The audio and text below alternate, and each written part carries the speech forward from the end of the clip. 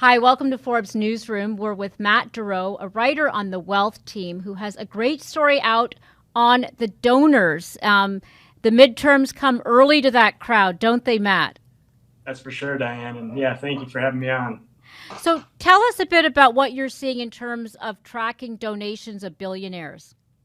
Yeah, so what we did is we looked at basically each party has a main PAC that they use to raise money and then support candidates looking to be elected to the House of Representatives. So we looked at billionaire donations to both of those PACs, and the results we found were pretty stunning. In total, we found at least 59 billionaires and their spouses had contributed nearly $100 million between the two PACs. And that was largely skewed towards the Republican side of things. On that side of things, 42 billionaires and their spouses contributing $79 million. Who are some of the biggest donors? Yeah, and it may not come as a huge surprise to hear the first name on the Republican list is Ken Griffin of Citadel, who's obviously been splashing money widely this election season. Maybe the biggest surprise, at least for me, going through it, was Sam Bankman-Fried. This is the young crypto billionaire.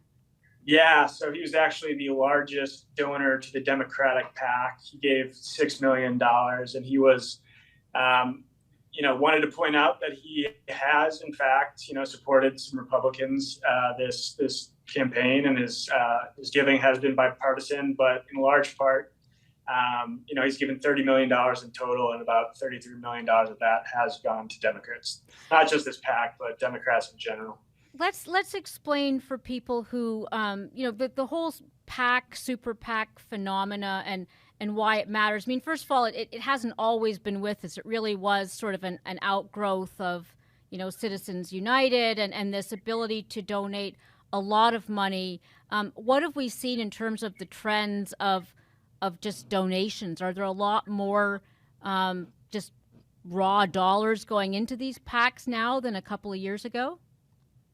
Yeah, I think it's only getting bigger and bigger with the key distinction and really the reason for being there's a $2,900 limitation on how much you can contribute to any politician's campaign directly. And so donating through these super PACs, you're allowed to donate an unlimited amount. And while they're not able to align or directly support campaigns, they can support them with TV ads. And so that's where a lot of the big money ends up going.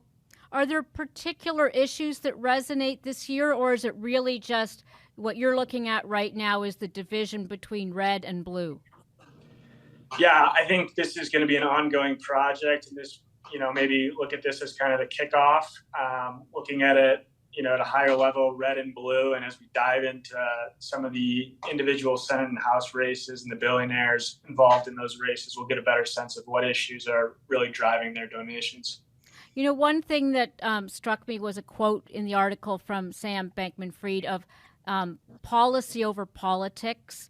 I mean, I'm assuming that when you look at the Republican platform for the midterm versus the Democrats, I don't know if you've got any indication as to why it's so heavily skewed toward the Republicans. I'm guessing taxes, or is that simplistic? Yeah, I mean, it doesn't come as a total surprise to me that billionaires would be backing a party that is historically, rightly or wrongly, been viewed as the more pro-business party.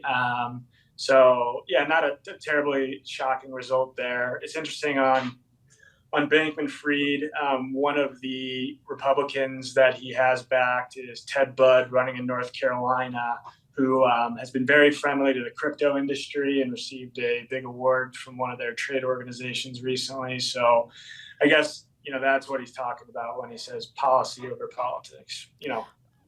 Are billionaires as likely as, say, corporations or corporate leaders to donate to both PACs or both parties? Because in a way, it's arbitrage is your bets if you're being equally benevolent to both. You would think, but in having done a few of these, I think you definitely see that more on the corporate side of things. It has been, I can't think of an example, but I can say it's been rare, at least, that the campaigns I've looked at, as well as these PACs, to see a billionaire donating to both sides. But yeah, maybe that would be the right approach. Maybe they should be doing things differently.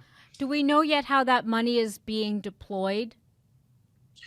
Yeah, so both on both sides, the Republican PAC and the House PAC, it's mainly TV and streaming ads, and interestingly, again on both sides, disproportionately attacking the other side's candidates versus supporting their own. I think the take the small. So the Republican PAC has spent over $100 million to date, and I think 80% of that went to attacking Democrats versus supporting Republicans.